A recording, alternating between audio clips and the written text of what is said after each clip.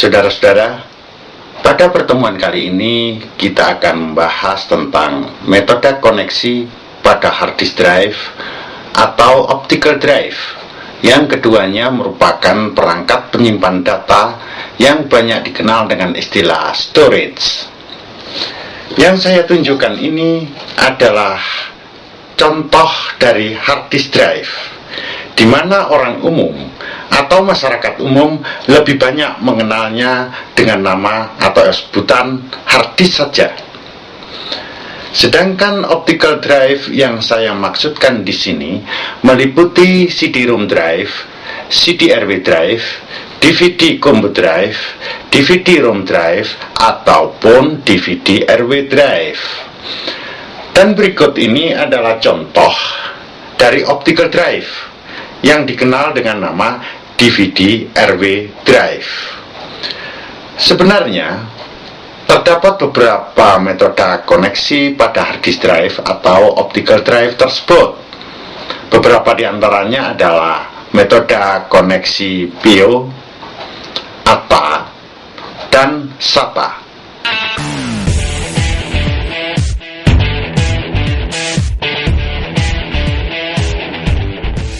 Kita bahas dulu tentang metode koneksi PIO. PIO atau PIO merupakan kependekan dari program input output. Pada metode koneksi PIO ini, proses transfer data dari hard disk drive atau optical drive menuju ke memori utama ditangani atau dikontrol langsung oleh mikroprosesor. Bagaimanakah mekanisme atau cara mikroprosesor dalam menangani proses transfer data tersebut?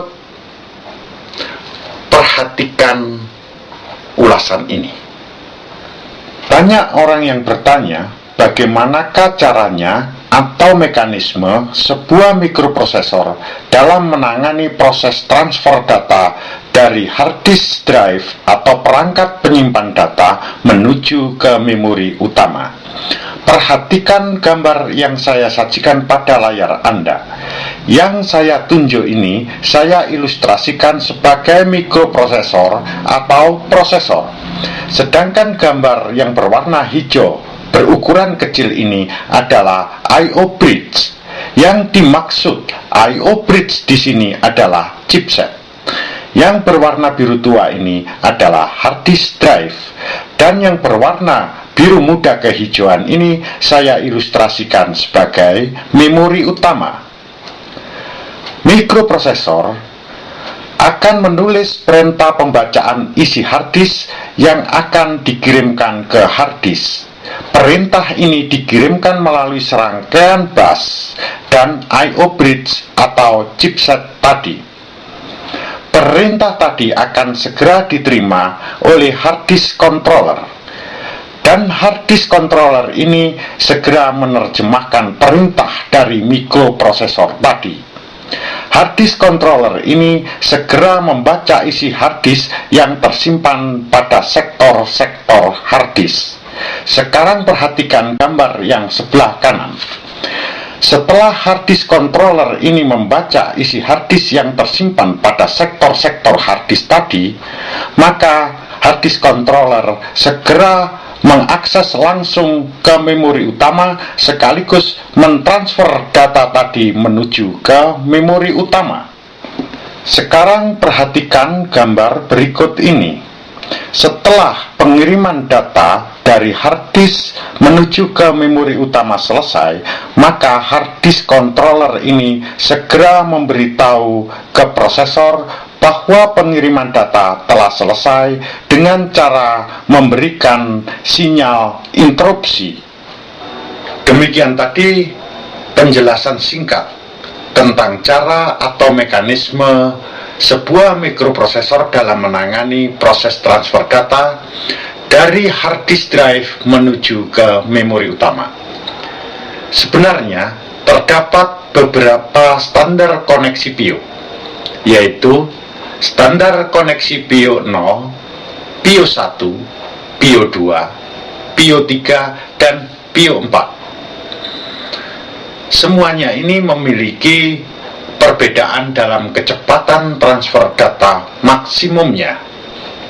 Standar koneksi Pio 0 memiliki kecepatan transfer data 3,3 MB per detik. Sedangkan standar koneksi Pio 1 memiliki kecepatan transfer data maksimum 5,2 MB per detik. Dan standar koneksi Pio 2 memiliki kecepatan transfer data maksimum 8,3 MB per detik. Dan standar koneksi Pio 3 memiliki kecepatan transfer data maksimum 11,1 MB per detik, sedangkan standar koneksi Pio 4 memiliki kecepatan transfer data maksimum 16,6 MB per detik. Sebenarnya kecepatan transfer data model koneksi Pio ini lebih lamban dibandingkan model koneksi ATA ataupun SATA.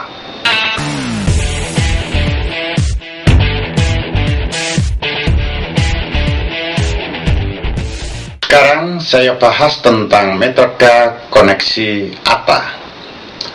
ATA sendiri merupakan kependekan dari Advanced Technology Attachment.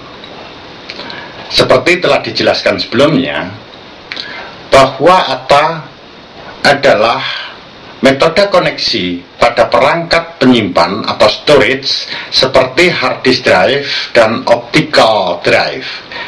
Dapat pula dikatakan bahwa ATA merupakan interface yang menghubungkan hard disk drive atau optical drive dengan motherboard, di mana kendali atau kontrolernya telah terintegrasi pada hard disk drive atau optical drive tadi. Tidak seperti pada metode koneksi Pio, di mana proses transfer data ditangani oleh prosesor. Pada metode koneksi ATA, proses transfer data ditangani oleh chipset yang terdapat pada motherboard. Dengan demikian, kerja prosesor menjadi tidak terganggu, dan prosesor tersebut dapat mengerjakan data-data lainnya lebih cepat. Istilah ATA sendiri sering disebut dengan berbagai nama, antara lain IDE atau IDE, UDMA, ATAPI, ataupun PATA. IDE atau IDE tadi kependekan dari Integrated Drive Electronic, atau orang biasanya menyebut dengan kepanjangan Integrated Device Electronic. Sedangkan UDMA merupakan kependekan dari Ultra Direct Memory Access. Dan ATAPI merupakan kependekan dari Advanced Technology Attachment Packet Interface. Ada pula yang mengatakan bahwa ATAPI merupakan kependekan dari Advanced Technology Attachment Packet Protocol Interface. Sedangkan PATA merupakan kependekan dari Parallel ATA atau Parallel Advanced Technology Attachment. Istilah PATA sendiri mengacu pada metode sinyal data pada kabel data. Paralel ATA bekerja menggunakan sinyal paralel. Sebenarnya di sini terdapat beberapa versi atau standar koneksi dari ATA, atau biasa dikenal dengan standar koneksi UDMA. Antara lain UDMA mode 1, UDMA mode 2, UDMA mode 3, UDMA mode 4, UDMA mode 5, dan UDMA mode 6, yang semuanya ini berbeda dalam kecepatan transfer data maksimumnya. UDMA mode 1 memiliki kecepatan transfer data maksimum 25 MB per detik. Sedangkan UDMA mode 2 memiliki kecepatan transfer data 33 megabyte per detik, atau tepatnya 33,3 megabyte per detik. UDMA mode 2 ini sering pula disebut dengan nama ATA33 atau UDMA 33. Nama 33 ini mengacu pada kecepatan maksimum transfer datanya tadi. Dan UDMA mode 3 mempunyai kecepatan transfer data maksimum 44,4 megabyte per detik. Dan UDMA mode 4 memiliki kecepatan transfer data maksimum 66,6 megabyte per detik. UDMA mode 4 ini sering pula disebut dengan ATA66 atau UDMA 66. Sedangkan UDMA mode 5 memiliki kecepatan transfer data maksimum 100 megabyte per detik dan biasanya disebut dengan istilah ATA 100 atau UDMA 100. Dan yang terakhir adalah UDMA mode 6 memiliki kecepatan transfer data maksimum 133 megabyte per detik. UDMA mode 6 ini sering pula disebut dengan nama UDMA 133, ATA 133, ATA 7 ataupun ATA P7. Hard disk drive atau optical drive ATA biasanya menggunakan kabel konektor 40 pin. Berikut ini saya berikan contoh hard disk drive ATA dan motherboard yang memiliki konektor ATA 40 pin dan kabel konektor 40 pin. Terlihat pada hard disk ini terdapat konektor 40 pin tempat ditancapkannya kabel konektor 40 pin. Dan pada motherboard ini juga terdapat konektor 40 pin tempat ditancapkannya kabel konektor 40 pin. Terlihat sekarang antara hard disk drive dengan motherboard telah tersambung menggunakan kabel konektor 40 pin tadi.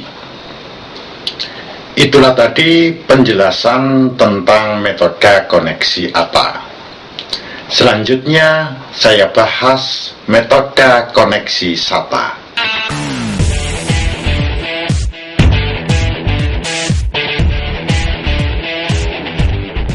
SATA merupakan kependekan dari Serial ATA atau Serial Advanced Technology Attachment. Telah disinggung sebelumnya bahwa SATA merupakan metode koneksi pada hard disk drive atau optical drive. Dapat pula dikatakan di sini bahwa SATA merupakan interface yang menghubungkan hard disk drive atau optical drive dengan motherboard, di mana kendali atau kontrolernya telah terintegrasi pada hard disk drive atau optical drive tadi. Berbeda dengan paralel ATA yang bekerja menggunakan sinyal paralel. SATA bekerja secara serial. Teknologi SATA ini membuka kemungkinan penggunaan kabel yang lebih panjang namun lebih ringkas dan memiliki transfer data yang lebih cepat. Terdapat beberapa versi atau standar koneksi dari SATA. Yang pertama, SATA 150 memiliki kecepatan transfer data maksimum 150 megabyte per detik. Dan yang kedua adalah SATA 300 yang memiliki kecepatan transfer data maksimum 300 megabyte per detik. SATA 300 biasa juga disebut dengan nama SATA 2. Kecepatan transfer data maksimum metode koneksi SATA ini lebih tinggi atau lebih cepat dibandingkan metode koneksi ATA maupun PIO. Berikut ini saya tampilkan harddisk SATA dan motherboard yang memiliki konektor SATA. Terlihat pada harddisk ini terdapat konektor tempat kabel SATA ditancapkan. Inilah contoh penancapan kabel SATA pada harddisk drive SATA ini.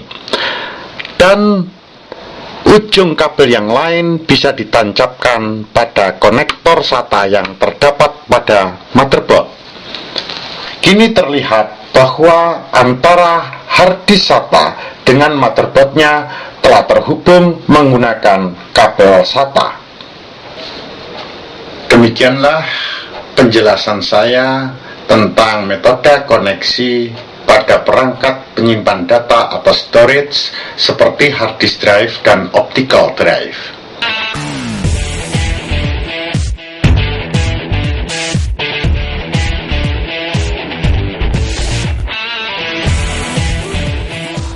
Ada beberapa hal yang perlu saya sampaikan kepada saudara-saudara.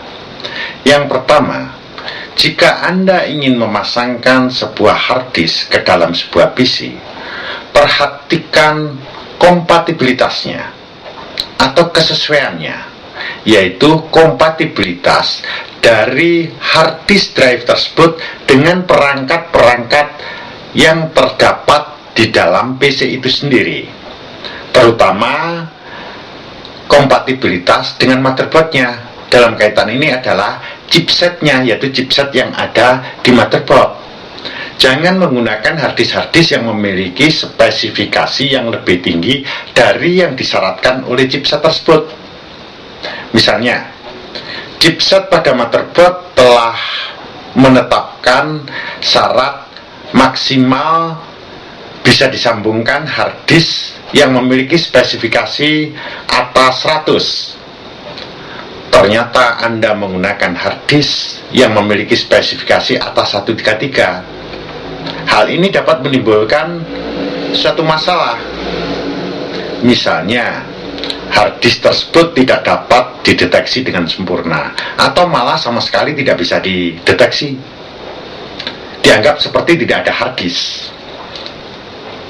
Nah, upayakan menggunakan spesifikasi harddisk yang sama atau mungkin lebih rendah dari yang disyaratkan oleh chipset pada motherboard.